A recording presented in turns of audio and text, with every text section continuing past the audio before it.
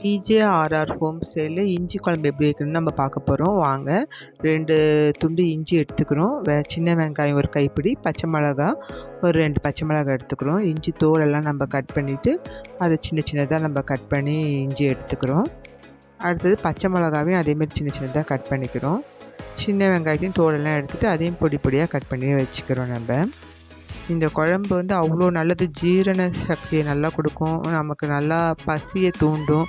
அவ்வளோ ரொம்ப நல்லது இந்த குழம்பு சாப்பிட்றதுனால. பித்தம் இதெல்லாம் குறைக்கும். பித்தம் ஜாஸ்தியாக இருக்கவங்களாம் இந்த குழம்பு சாப்பிட்றதுனால பித்தம் குறையும்.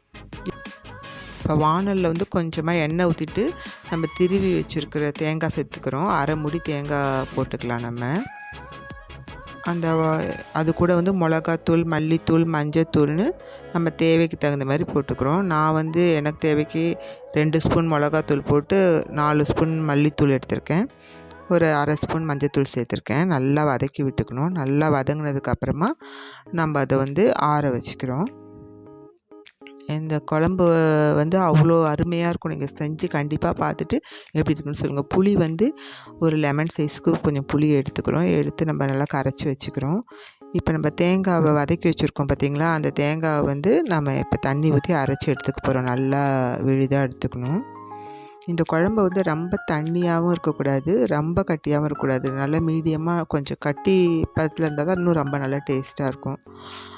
இப்போ நம்ம வந்து வானலில் வந்து எண்ணெய் ஊற்றிக்கிறோம். இப்போ இந்த இஞ்சியை வந்து இந்த எண்ணெயிலே நல்லா நம்ம வதக்கி எடுத்துக்க போகிறோம். பச்சை இஞ்சியாக எடுத்துக்கிட்டோம்னா தான் நமக்கு வயிற்றுக்கு புண்ணுலாம் இருந்துச்சுன்னா நமக்கு அது ரொம்ப இதாகிடும். அல்சர் இருக்கவங்க ஒத்துக்காது. அதுக்கு தான் நம்ம நல்லா அதில் இருக்க காரத்தன்மை போகிற அளவுக்கு நம்ம நல்லா அதை வதக்கி எடுத்துக்கிறோம். ஃபுல்லாக அதை வதக்கினோடனே கலர் சேஞ்ச் ஆகும் பாருங்கள், ஒரு மாதிரி கோல்டன் கலரில் அது வந்தோடனே நம்ம அதை வந்து இந்த எண்ணெயிலேருந்து தனியாக எடுத்து வச்சுக்கிறோம். இப்போ சின்ன வெங்காயத்தை கட் பண்ணி வச்சுருக்கேன். அந்த எண்ணெயிலேயே நம்ம அந்த வெங்காயத்தை போட்டுக்கிறோம். நல்லா வதக்கி எடுத்துக்கிறோம். கொஞ்சம் எண்ணெய் உங்களுக்கு தேவைனாலும் கொஞ்சம் ஜாஸ்தியாக ஊற்றிக்குங்க. எனக்கு நான் எண்ணெய் ரொம்ப ஜாஸ்தியாக எடுத்துக்க மாட்டேன். இப்போ இந்த இஞ்சியில் வந்து நம்ம தண்ணி ஊற்றி அரைச்சி எடுத்துக்கிறோம். பாருங்கள், நல்லா நைஸாக அரைச்சிடணும். இப்போ அந்த வெங்காயம் வந்து நல்லா வதக்குனதுக்கப்புறம் பச்சை மிளகாவை போட்டு நல்லா வதக்கிக்கிறோம். அந்த வெங்காயம் வந்து நல்லா கண்ணாடி பதத்துக்கு வந்துடணும். நல்லா வதங்கினதுக்கப்புறமா அந்த இஞ்சி அரைச்சி வச்சுருக்க அந்த இஞ்சியும் அதிலே சேர்த்து நம்ம திருப்பியும் அதை வந்து வதக்கி விட்டுக்கிறோம். என்கிட்ட கருவேப்பிலையில் நான் போடல, நீங்கள் கருவேப்பிலை போட்டுக்குங்க. கடுகு போடணுன்னா போட்டுக்குங்க. நான் அதை போட மாட்டேன் இந்த குழம்புக்கு. உங்களுக்கு தேவைன்னா நீங்கள் போட்டுக்குங்க. இப்போ தேங்காவை நம்ம அரைச்சி வச்சுருக்க தேங்காவையும் அதில் சேர்த்துட்டோம். இப்போ அந்த புளியையும் நம்ம ஊற்றிக்கிறோம்.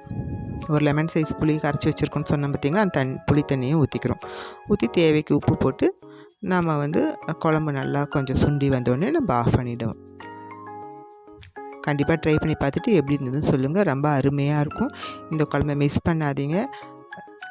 செஞ்சு பார்த்துட்டு